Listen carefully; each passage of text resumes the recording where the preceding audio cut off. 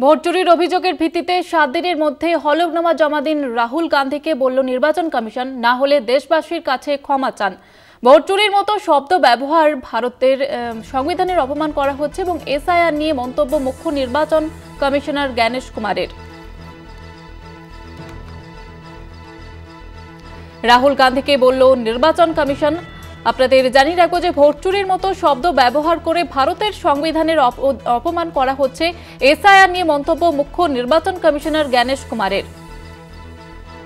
রাহুল গান্ধীকে এমনটাই বলা হয়েছে নির্বাচন কমিশনের তরফ থেকে। এবং রাহুল গান্ধী যে ভোট চুরির অভিযোগ করেছিলেন নির্বাচন কমিশনের তথা বিজেপির বিরুদ্ধে, এবং সেই নিয়েই এবার নির্বাচন কমিশনের তরফ থেকে বলা হয়েছে যে ভোট চুরির মতো শব্দ ব্যবহার করে ভারতের সংবিধানকে অপমান করা হয়েছে। ভোট চুরির অভিযোগের ভিত্তিতে 7 দিনের মধ্যে হলফনামা জমা দিন রাহুল গান্ধীকে বলল নির্বাচন কমিশন, না হলে দেশবাসীর কাছে ক্ষমা চান। ভোট চুরির মতো শব্দ ব্যবহার করে ভারতের সংবিধানের অপমান করা হয়েছে। এসআইআর নিয়ে মন্তব্য মুখ্য নির্বাচন কমিশনার জ্ঞানেশ কুমারের। আজ রাহুল গান্ধী ইতিমধ্যেই ভোট অধিকার যাত্রা শুরু করেছেন বিহারে, এবং তিনি একাধিকবার সরব হয়েছেন, ভোট চুরির অভিযোগ করেছেন বিজেপির বিরুদ্ধে।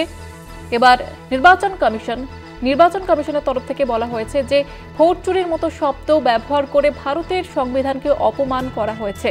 ভোট চুরির অভিযোগের ভিত্তিতে 7 দিনের মধ্যে হলফনামা জমা দিন রাহুল গান্ধীকে, এমনটাই বলল নির্বাচন কমিশন, না হলে দেশবাসীর কাছে ক্ষমা চান। ভোট চুরির মতো শব্দ ব্যবহার করে ভারতের সংবিধানের অপমান করা হয়েছে। এসআইআর নিয়ে মন্তব্য মুখ্য নির্বাচন কমিশনার জ্ঞানেশ কুমারের।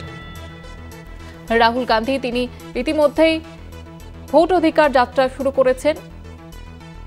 রাহুল গান্ধীকে এবার নির্বাচন কমিশন যেমনটা বলেছে যে ভোট চুরির মতো শব্দ ব্যবহার করে ভারতের সংবিধানকে অপমান করা হয়েছে, দেশবাসীর কাছে ক্ষমা চাইতে বলল নির্বাচন কমিশন।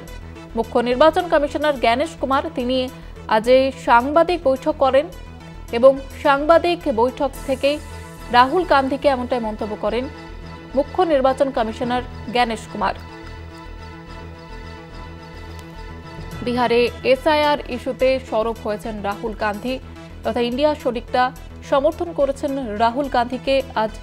আজ থেকে শুরু হয়েছে ভোট অধিকার যাত্রা, এবং ভোট চুরির অভিযোগ একাধিকবার করেছেন রাহুল গান্ধী। এবার ভোট চুরির অভিযোগের ভিত্তিতে 7 দিনের মধ্যে হলফনামা জমা দিন রাহুল গান্ধীকে বলল নির্বাচন কমিশন। আমাদের পলিটিক্যাল এডিটর আশিস চট্টোপাধ্যায় রয়েছেন আমাদের সঙ্গে টেলিফোন লাইনে। এই আশিস দা, ঠিক কি বলা হয়েছে নির্বাচন কমিশনের তরফ থেকে?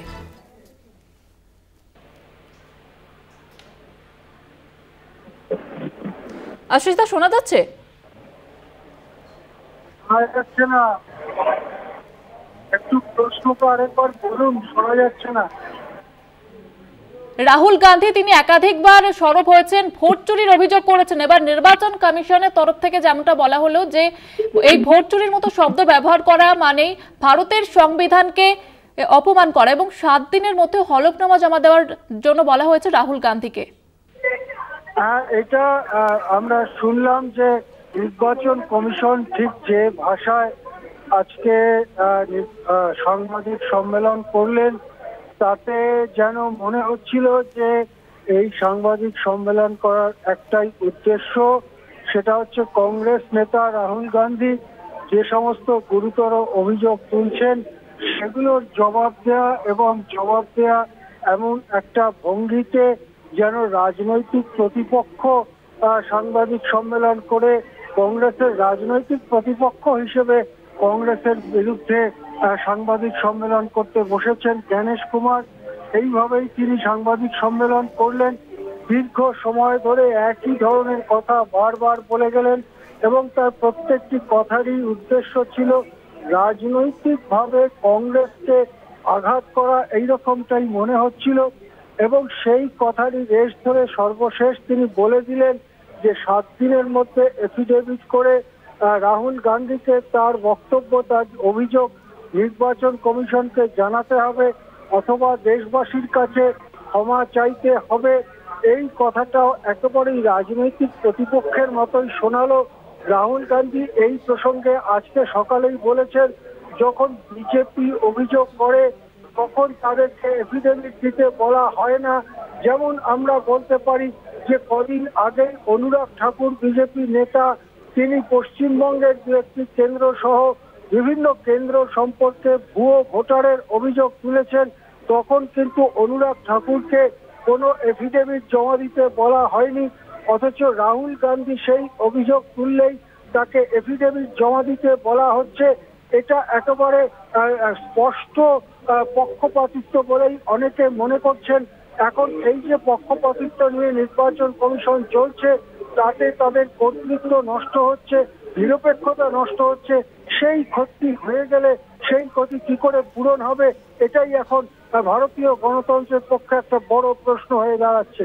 হ্যাঁ, ধন্যবাদ জানাবো আশিস দা। আমাদের পলিটিক্যাল এডিটর আশিস চট্টোপাধ্যায় ছিলেন টেলিফোন লাইনে।